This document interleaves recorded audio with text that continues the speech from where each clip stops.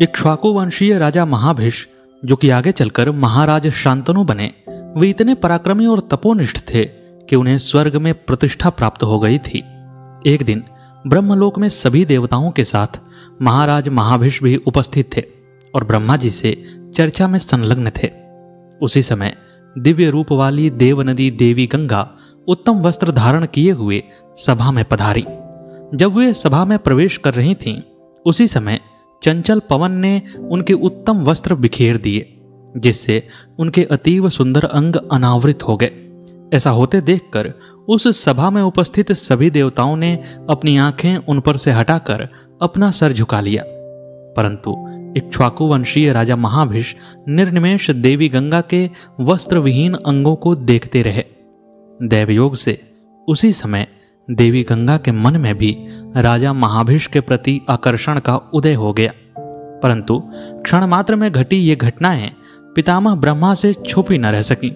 उन्होंने राजा महाभिष को उनके दुष्कृत्य के लिए शाप देते हुए कहा कि महाभिष, तुम्हारा स्वर्ग से पतन होगा और तुम पुनः पृथ्वी पर मनुष्य शरीर धारण करोगे। इसके साथ ही ब्रह्मा जी ने देवी गंगा से भी कहा कि तुम्हारे मन में भी महाभिष के प्रति आकर्षण जगा है, इसलिए तुम भी पृथ्वी पर मनुष्य रूप में महाभिष की पत्नी बनोगी। और यहीं से घटनाओं का एक ऐसा सिलसिला चलता है जिसमें महाराज प्रतीप की जांघ पर देवी गंगा विराजमान होकर उनसे समागम की कामना करती हैं। राजा ऊपरीचर का वीर्यपात होता है, जिसे आद्रिका अप्सरा ग्रहण करती है और सत्यवती का जन्म होता है। आगे चलकर इन्हीं सत्यवती के साथ महात्मा पराशर यमुना के तीर पर सहवास करते हैं, जिससे महात्मा वेद व्यास का जन्म होता है। और फिर सत्यवती की कहानी राजा महाभिष और देवी गंगा से जुड़ जाती है। तो महाभारत की इस रोमांचक पूर्व पीठिका को मैं आपके सामने प्रस्तुत करता हूं, और आप इस वीडियो को लाइक और शेयर करके हमारे चैनल को सब्सक्राइब करते हुए हमारा मनोबल बढ़ाइए। अब आइए आरंभ करते हैं। जब राजा महाभिष और देवी गंगा को ब्रह्मा जी ने शाप दिया, तो उन्होंने ब्रह्मा जी से इसके निदान के बारे में पूछा। तब पितामह ब्रह्मा ने बताया कि जब मनुष्य रूप में महाभिष का तिरस्कार और उन पर क्रोध देवी गंगा करेंगी, तब इन दोनों के शाप का समापन आरंभ हो जाएगा। इसके बाद स्वर्ग में प्रतिष्ठित महाराज महाभिष ने ब्रह्मा जी के शाप को स्वीकार कर धरती के उस समय के परम पराक्रमी राजा प्रतीप को अपने पिता के रूप में चुना और उनके यहाँ जन्म लेने का विचार किया। इधर देवी गंगा भी ब्रह्मलोक से प्रस्थान कर अपने निवास स्थान को चली गईं। इसके उपरांत पृथ्वी लोक पर एक रोचक घटना घटित हुई। महर्षि वशिष्ठ एक परम मनोरम वन प्रांतर में अपनी पत्नी देवी अरुंधति और शिष्यों के साथ निवास करते थे। उनके आश्रम पर पवित्र और दिव्य नंदिनी गौ भी निवास करती थीं।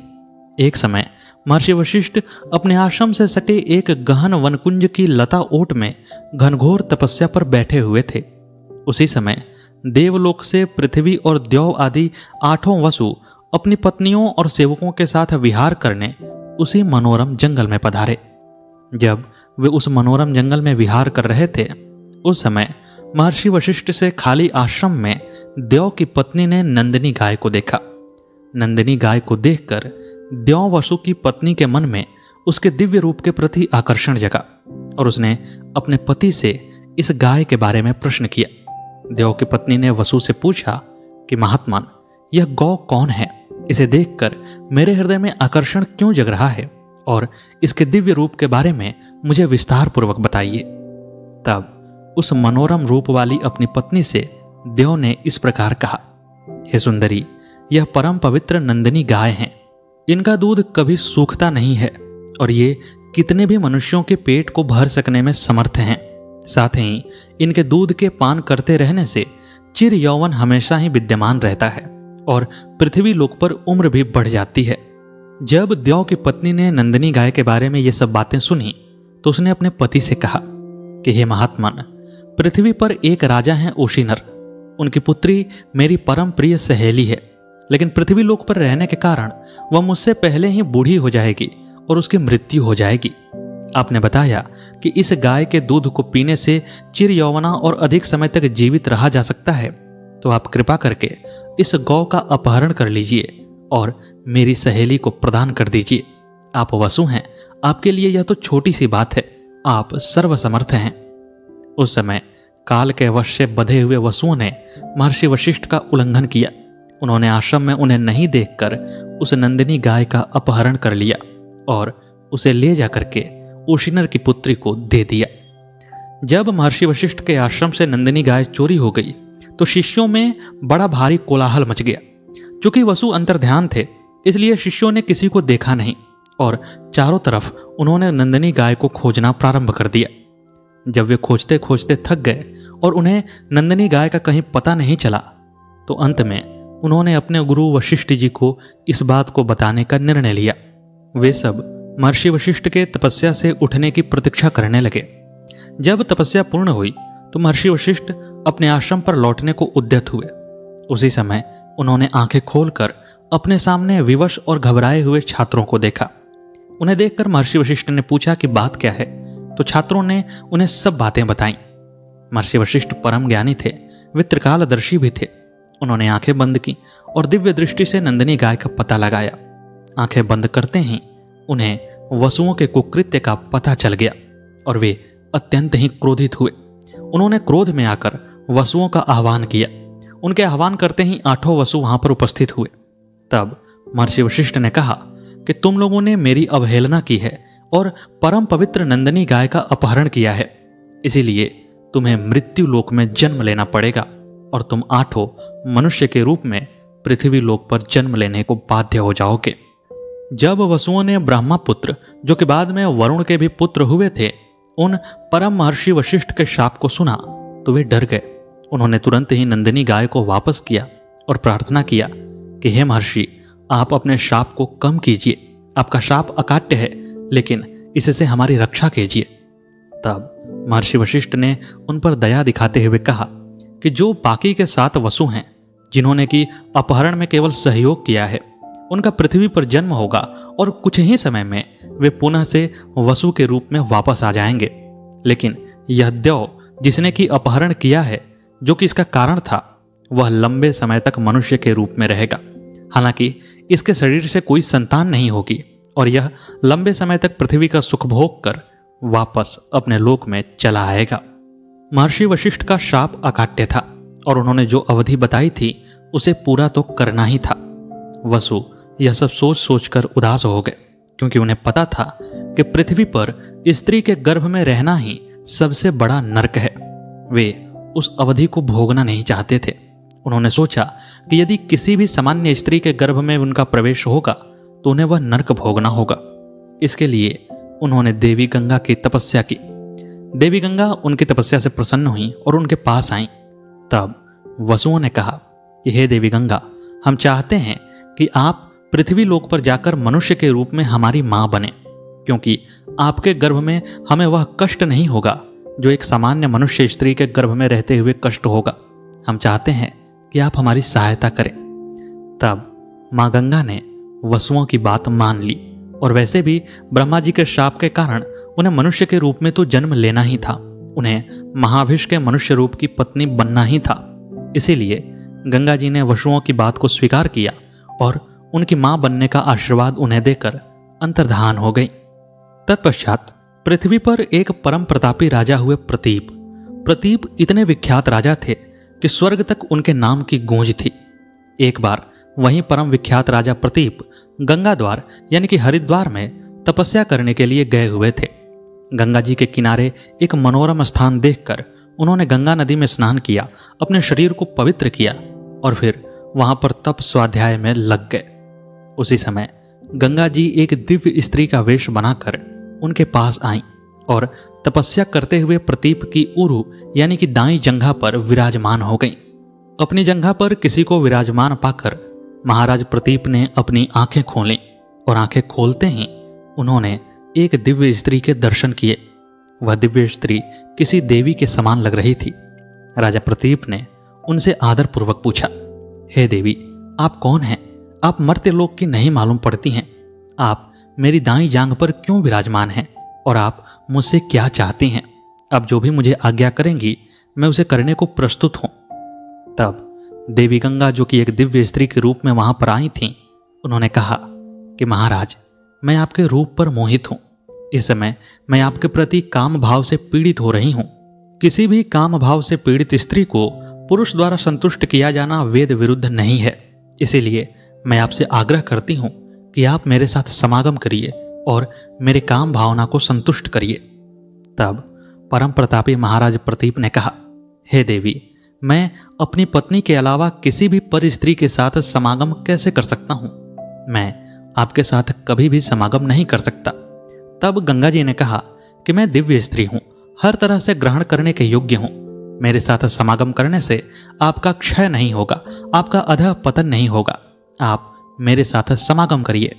तब अपनी इंद्रियों पर विजय प्राप्त कर चुके उस परम प्रतापी राजा प्रतीप ने बड़े ही प्रेम से उस दिव्य स्त्री से कहा, आप इस समय मेरी दाईं जांघ पर विराजमान हैं। दाईं जांघ को पुत्र, पुत्री या पुत्रवधू का स्थान कहा जाता है, इसलिए मैं आपको भार्या के रूप में स्वीकार नहीं कर सकता हूं। आप चूंकि मेरी दाईं जांघ पर हैं, इसलिए मैं आपसे आशीर्वाद के रूप में अपनी पुत्रवधू बनने का आशीर्वाद मांगता हूं। मैं आपको अपने पुत्रवधू के रूप में स्वीकार करना चाहता हूं। ब्रह्मा जी की ही प्रेरणा से देवी गंगा के मन में उस समय काम भाव का उदय हुआ था और ब्रह्मा जी की ही प्रेरणा से राजा प्रतीप ने उनसे पुत्रवधू बनने का आग्रह किया, क्योंकि इसी प्रतीप के यहाँ राजा महाभिष पुत्र के रूप में उत्पन्न होने वाले थे। इस प्रकार देवी गंगा ने महान राजा प्रतीप की इस बात को स्वीकार कर लिया कि वे उनकी पुत्र वधू बनेंगी।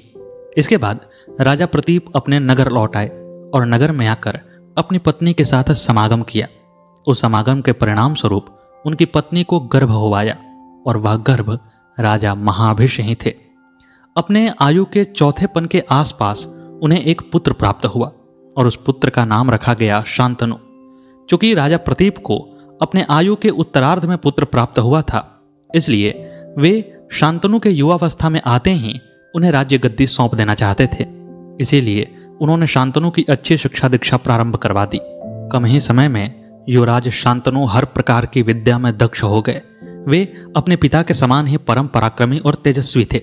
जैसे ही उन्होंने युवावस्था में प्रवेश किया और अपनी शिक्षा दीक्षा पूरी की, वैसे ही राजा प्रतीप ने उन्हें अपने पास बुलाया और कहा कि अब मेरा वानप्रस्थ का समय आ गया है। मैं इस वानप्रस्थ आश्रम को जीना चाहता हूं। इसके लिए तुम्हें मैं अपने राज्य का राजा नियुक्त करता हूं। और ध्यान रहे कि जब भी कभी तुम्हारे पास एक दिव्य स्त्री आएगी और तुमसे संबंध बनाने को कहेगी, विवाह करने को कहेगी, तो तुम उससे यह न पूछना कि तुम्हारा कुल क्या है, तुम्हारा गोत्र क्या है, तुम्हारा वंश क्या है। तुम बिना सवाल किए ही उससे विवाह कर लेना। इतना कहकर महाराज प्रतीप ने अपने कुमार शांतनु को राज्य गद्दी सौंप दी और फिर पत्नी के साथ वन में वानप्रस्थ आश्रम को ग्रहण करने के लिए चले गए। ये राजा शांतनु बड़े ही महान राजा हुए। उन्होंने सुखपूर्वक राज्य का संचालन किया। एक दिन वे गंगा नदी के किनारे भ्रमण कर रहे थे। उसी समय गंगा देवी एक दिव्य स्त्री के रूप में वहां पर आईं और चूंकि उन्होंने प्रतीप को वचन दिया हुआ था कि वे उनकी पुत्र वधू बनेंगी, तो उन्होंने शांतनु के साथ विवाह करने का प्रस्ताव रखा। शांतनु भी गंगा जी के रूप को देखकर मोहित हो गए और वे गंगा जी से विवाह करना चाहते थे। लेकिन गंगा जी ने एक शर्त रखी। उन्होंने कहा कि जब भी आप मेरा दिल दुखाएंगे, जब भी आप मुझ पर क्रोध करेंगे, तो मैं उसी समय आपके घर को छोड़कर चली जाऊंगी। मैं जो कुछ भी करूंगी उसमें आप हस्तक्षेप नहीं करेंगे। राजा शांतनु गंगा जी के रूप पर मोहित थे। उन्हें उनसे प्रेम हो गया था, इसीलिए उन्होंने हर प्रकार की शर्त को मान लिया और कहा कि हे देवी, आप जैसा कहती हैं वैसा ही होगा। और भला कौन सा ऐसा मनुष्य होगा जो आप जैसी सुंदरी के हृदय को दुखाएगा, आप पर क्रोध करेगा और आपके कार्यों में हस्तक्षेप करेगा। मैं आपकी हर शर्त स्वीकार करता हूं। मैं आपसे विवाह करना चाहता हूं। विधि के विधान से बंधे हुए राजा शांतनु ने देवी गंगा को अपनी पत्नी के रूप में प्राप्त किया और इस प्रकार रमणीय पत्नी को पाकर वे विहार करने लगे। किस प्रकार गंगा जी के साथ उनका समय व्यतीत हो रहा था, शांतनु को पता ही नहीं चला। सुखपूर्वक रहते हुए उन्हें एक एक करके 7 पुत्र हुए। लेकिन आश्चर्यजनक रूप से जब भी पुत्र उत्पन्न होता तो देवी गंगा उसे गंगा की धारा में प्रवाहित कराती। शांतनु वचन से बंधे हुए थे, वे किसी भी कार्य में हस्तक्षेप नहीं कर सकते थे। इसीलिए शांतनु ने देवी गंगा के किसी भी कार्य में हस्तक्षेप नहीं किया। लेकिन एक पिता का प्रेम अपने पुत्र के प्रति तो होता ही है।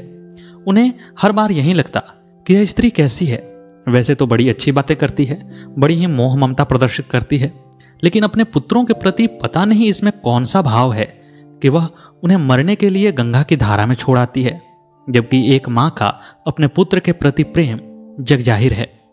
शांतनु को वसुओं के साप के बारे में कुछ नहीं पता था और गंगा जी उन 7 वसुओं को तार चुकी थी। अब बच गए थे एक आखिरी वसु, जिन्हें कि वशिष्ठ जी ने शाप दिया था कि आप लंबे समय तक पृथ्वी पर रहेंगे। और यहीं से ब्रह्मा जी के उस शाप के काटने वाली बात का भी प्रादुर्भाव होना था कि जब गंगा जी महाभिष के मनुष्य रूप पर क्रोध करती। जैसे ही 8वें पुत्र का जन्म हुआ तो शांतनु का पिता प्रेम अपनी पत्नी प्रेम से आगे बढ़ गया।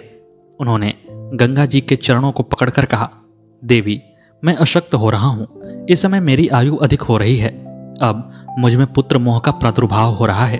आपने एक एक करके हमारे 7 पुत्र गंगा में प्रवाहित कर दिए, परंतु इस 8वें पुत्र को न करिए। मेरा राज्यपाट चलाने के लिए एक पुत्र तो होना चाहिए। मैं आपसे अनुरोध करता हूं कि इस पुत्र को हमें सौंप दीजिए। गंगा जी उस समय महाराज शांतनु के हस्तक्षेप करने से क्रोधित हो गई। उन्होंने शांतनु का तिरस्कार करते हुए कहा कि तुमने कहा था कि तुम मेरे किसी भी काम में हस्तक्षेप नहीं करोगे। आज तुमने शर्त तोड़ा है और मैं तुम पर क्रोध करके इसी समय यहां से जा रही हूं। हाँ, तुम्हारा जो यह 8वां पुत्र है वह युवावस्था होने तक मेरे पास रहेगा और फिर सही समय आने पर मैं इसे तुम्हें लौटा दूंगी। इतना कहकर देवी गंगा उस पुत्र को लिए लिए वहीं से अंतर्धान हो गई। जाते जाते गंगा जी ने शांतनु को यह भी बताया कि वे 7 पुत्र जो मैंने प्रवाहित कर दिए और यह 8वां पुत्र जो कि मैं तुम्हें युवावस्था में प्रदान करूंगी, ये सब के सब वसु हैं और तुम भी कोई सामान्य राजा नहीं हो। तुम महाराज महाभिष के मनुष्य रूप हो। तुम्हारे जैसा पिता और मेरी जैसी माता ही इन्हें गर्भ में धारण कर सकती थी ताकि इनका जो श्राप है वह समाप्त हो सके। इसीलिए मैंने मनुष्य के रूप में जन्म लिया। और हे महाराज शांतनु, अब मेरे जाने का समय आ गया है, इसलिए मैं यहां से जा रही हूं। इधर गंगा जी शांतनु को छोड़कर चली गईं और उधर एक और घटना घटित हो रही थी। यमुना जी के जल में एक बार आद्रिका नामक अप्सरा जल विहार कर रही थी। जल विहार करते हुए उसने एक परम रमणीय पुरुष के पैर को देखा। यह पैर एक तेजस्वी ब्राह्मण का था जो कि मां दुर्गा का बड़ा ही भक्त था। वह उस समय संध्या वंदन करने के लिए गंगा जी के जल में खड़ा था और डूबते हुए सूर्य को अर्घ्य दे रहा था। उसी समय आद्रिका ने उस परम रमणीय पैर को देखकर उसे काम भाव से स्पर्श किया। उस स्पर्श को पहचान कर ब्राह्मण क्रोधित हो उठा और उसने कहा कि जो भी मेरे पैर का काम भावना से स्पर्श कर रहा है वह तत्काल ही जलचर हो जाएगा, मछली हो जाएगा। आद्रिका नामक अप्सरा ने जब यह शाप सुना तो वह व्याकुल हो गई। उसने तुरंत ही जल से बाहर आकर हाथ जोड़कर ब्राह्मण से निवेदन किया कि ब्राह्मण देवता, मुझसे गलती हो गई, मैं आपके सामने हाथ जोड़कर खड़ी हूं, मेरी इस छोटी सी भूल की इतनी बड़ी सजा मत दीजिए।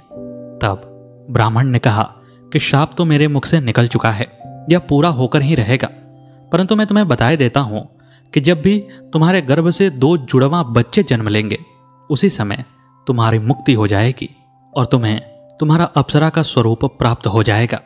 इतना कहकर ब्राह्मण वहां से चले गए और आद्रिका तुरंत ही एक मछली बनकर उसी जल में निवास करने लगी।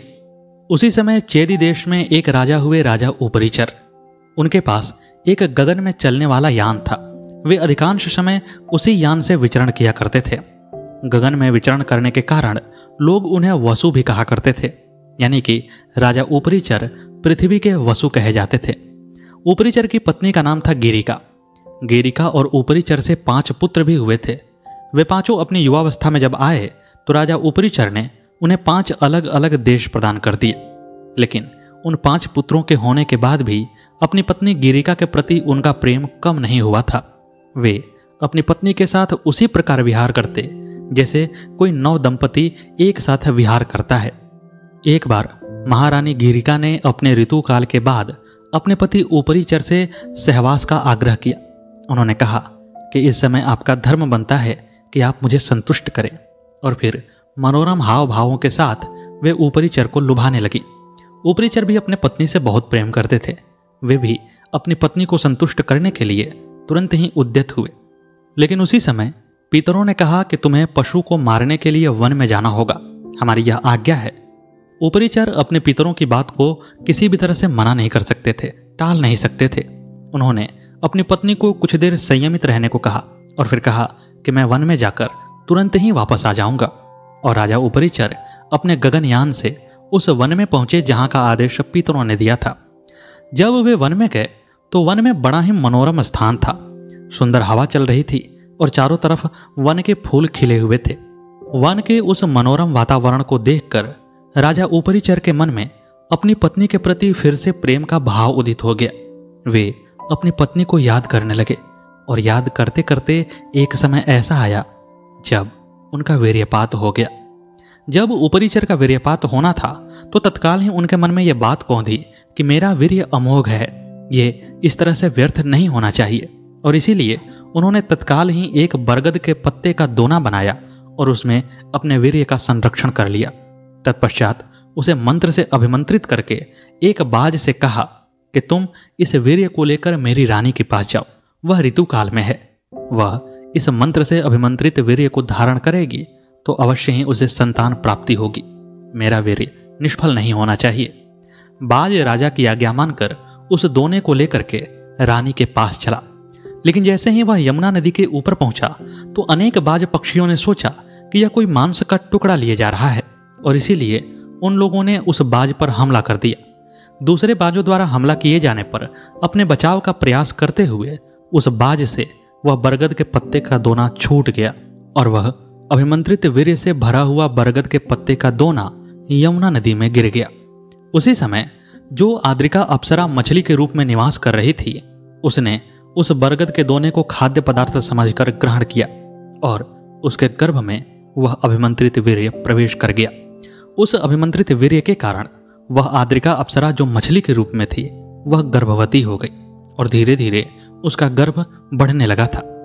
इसके बाद कुछ समय के उपरांत एक मछुआरे ने यमुना नदी में मछली पकड़ने के लिए जाल फेंका। उस मछुआरे का नाम था दाश। दाश ने जब जाल फेंका तो उसे जाल भारी लगा। जब उसने जाल को खींचा तो सोचा कि लगता है कि आज बहुत बड़ी मछली फंसी है। और सच में उस जाल में एक इतनी बड़ी मछली थी जितनी बड़ी मछली दाश ने कभी देखा नहीं था। उस मछली का पेट फूला हुआ था। वह अप्सरा आद्रिका ही थी। जब मछली के पेट को इतना फूला हुआ देखा तो दाश ने सोचा कि इसने कोई खजाना खा लिया है, इसी कारण इसका पेट फूला हुआ है। वह उस मछली को लेकर अपने घर गया और उत्सुकतावश उसके पेट को चीर डाला। मछली के पेट को चीरते ही दाश आश्चर्यचकित रह गया। उस पेट से उसे जीवित जुड़वा बच्चे मिले, एक पुत्र और एक पुत्री। उस ब्राह्मण के शाप के अनुसार जैसे ही आद्रिका का पेट चीरा गया तो वह मुक्त हो गई और 2 बच्चों को जन्म देने के बाद उसने अपने वास्तविक स्वरूप को प्राप्त किया और अपने लोक में चली गई। इधर जो मछुआरा था वह बड़ा ही ऊहापोह में पड़ गया, क्योंकि उसे समझ में नहीं आ रहा था कि इन बच्चों पर किसका अधिकार होगा, ये किसके बच्चे हैं। अंततः जब उसे कुछ समझ नहीं आया तो वह राजा ऊपरीचर के दरबार में गया। ऊपरीचर ने पूरी कहानी सुनी और फिर उन बच्चों को देखा। तत्पश्चात ऊपरीचर ने पुत्र को अपने पास रख लिया और कहा कि यह पुत्री तुम्हारी हुई, तुम इसका लालन पालन करो। आगे चलकर वह पुत्र मत्स्यराज कहा गया और मत्स्यराज को एक देश भी ऊपरीचर ने प्रदान किया। लेकिन वह जो पुत्री थी जो दाश मछुआरे के घर में पल रही थी, उसका शरीर सांवला था और उसके शरीर से मछली की बदबू आती थी। उस गंध के कारण कोई भी उसे पसंद नहीं करता था, साथ ही वह कुरूप भी थी। लेकिन दाश मछुआरा उसे अपनी पुत्री की तरह ही पालता, बड़े प्रेम से रखता था। धीरे धीरे समय अपनी गति से आगे बढ़ने लगा। दाश की वह लड़की काली, मत्स्योदरी, मत्स्यगंधा इन सब नामों से जानी जाती थी। समय के प्रभाव में उसने अपने बचपना को छोड़कर यौवनावस्था में प्रवेश किया। उसी समय एक बार तीर्थ यात्रा करते हुए महान तेजस्वी पराशर मुनि यमुना नदी के उत्तम तट पर आए और उन्होंने निषाद से कहा कि मुझे नदी पार करा दो। निषाद उस समय भोजन कर रहा था। उस निषाद ने अपनी पुत्री सत्यवती से कहा कि तुम इन महात्मा को लेकर नदी पार कराओ, क्योंकि महात्मा को प्रतीक्षा नहीं कराई जाती है। पिता के ऐसा कहने पर वह मत्स्यगंधा मुनि को नाव में बैठाकर नाव खेने लगी। यमुना नदी के जल पर नाव से चलते समय दैव योग से प्रारब्ध के अनुसार मुनि पराशर उस सुंदर नेत्र वाली कन्या को देखकर उस पर आसक्त हो गए। कन्या बहुत सुंदर नहीं थी, उसके शरीर से मछली की गंध भी आती थी लेकिन फिर भी पराशर मुनि का उस पर आसक्त होना दैव योग नहीं तो और क्या था। प्रस्फुटित यौवन वाली उस कन्या को देखकर उसे प्राप्त करने की इच्छा वाले मुनिराज ने अपनी दाहिनी भुजा से उसकी दाहिनी भुजा का स्पर्श किया। इस पर उस सुंदरी ने मुस्कुराकर कहा, यह आपका कृत्य आपके कुल, तपस्या तथा वेद के क्या अनुरूप है? हे धर्मज्ञ, आप वशिष्ठ जी के वंशज हैं और कुल तथा शील से युक्त हैं, फिर भी कामदेव से पीड़ित होकर आप क्या करना चाहते हैं? फिर उसने मन ही मन सोचा कि यह मंदबुद्धि ब्राह्मण इस जल में मुझे पकड़ने को आतुर हो रहे हैं। मेरा स्पर्श करके काम बाण से आहत इनका मन व्याकुल हो उठा है। इस समय कोई भी इन्हें रोकने में समर्थ नहीं है। फिर उसने महामुनि से स्पष्ट कहा कि हे महाभाग, आप धैर्य धारण करें, मैं आपको उस पार उतार दूंगी। मुनि पराशर ने उसका हितकारी वचन सुनकर हाथ छोड़ दिया और उस पार पहुंच गए। लेकिन उस पार पहुंचते ही पराशर मुनि ने मत्स्यगंधा को पकड़ लिया। तब भय से कांपती हुई वह कन्या सम्मुख स्थित मुनि से कहने लगी, हे मुनिवर, मैं दुर्गंध वाली हूं, क्या मुझसे आपको घृणा नहीं हो रही? समान रूप वालों के बीच ही परस्पर संबंध आनंददायक होता है। मत्स्यगंधा के ऐसा कहते ही पराशर मुनि ने क्षण मात्र में अपने तपोबल से उस भामिनी कन्या को सुमुखी, सुंदर तथा योजन गंधा बना दिया। यानी कि उसकी गंध कस्तूरी के समान हो गई और 1 योजन तक वह गंध फैलने लगी। उसके बाद सत्यवती नाम वाली उस सुंदरी ने संयोग की कामना रखने वाले मुनि से कहा, हे मुने, तट पर स्थित मेरे पिता तथा सभी लोग यहाँ हमें देख रहे हैं। हे मुनिश्रेष्ठ, यह भीषण पशुवत व्यवहार मुझे अच्छा नहीं लगता। जब तक रात नहीं हो जाती तब तक प्रतीक्षा कीजिए। मनुष्य के लिए काम संसर्ग रात में ही विहित है, दिन में नहीं। दिन में संसर्ग करने से महान दोष होता है और बहुत से लोग उसे देख भी लेते हैं। हे महाबुद्धे, अब आपकी जैसी इच्छा हो वैसा करें। लोक निंदा अत्यंत कष्टकर होती है। सत्यवती की इस बात को सुनकर उदार बुद्धि वाले पराशर मुनि ने अपने पुण्य बल से एक कुहरा उत्पन्न कर दिया। उस कुहरे के उत्पन्न हो जाने पर अत्यंत अंधकारमय नदी के तट पर उस कामनी ने पराशर मुनि से मधुर वाणी में यह वचन कहा, हे दुष्श्रेष्ठ, मैं अभी कन्या हूं और आप मेरे साथ संसर्ग करके चले जाएंगे। हे ब्राह्मण, आप अमोघ वीर्य वाले हैं। ऐसी स्थिति में मेरी क्या गति होगी? यदि मैं गर्भ धारण कर लूंगी तो पिता को क्या उत्तर दूंगी? हे ब्राह्मण, मेरे साथ संसर्ग करके आप तो चले जाएंगे, मैं क्या करूंगी? तब पराशर मुनि ने कहा कि आज मुझे प्रसन्न करके भी तुम कन्या ही बनी रहोगी। हे भामिनी, तुम जो वर चाहती हो उसे मांग लो। तब सत्यवती ने कहा कि आप ऐसा वरदान दीजिए जिसे मेरे माता पिता लोक में इसे न जान सकें। साथ ही हे विप्रवर, आप ऐसा करें जिससे मेरा कन्या व्रत नष्ट न हो और जो पुत्र उत्पन्न हो वह आप ही के समान अपूर्व ओजस्वी हो। मेरी यह सुगंध जो आपने प्रदान की है वह सदा बनी रहे और मेरा यौवन हमेशा ही नूतन रहे। पराशर मुनि ने कहा, हे सुंदरी, सुनो, तुम्हारा पुत्र पवित्र तथा भगवान विष्णु के अंश से अवतीर्ण होगा। वह तीनों लोकों में विख्यात होगा।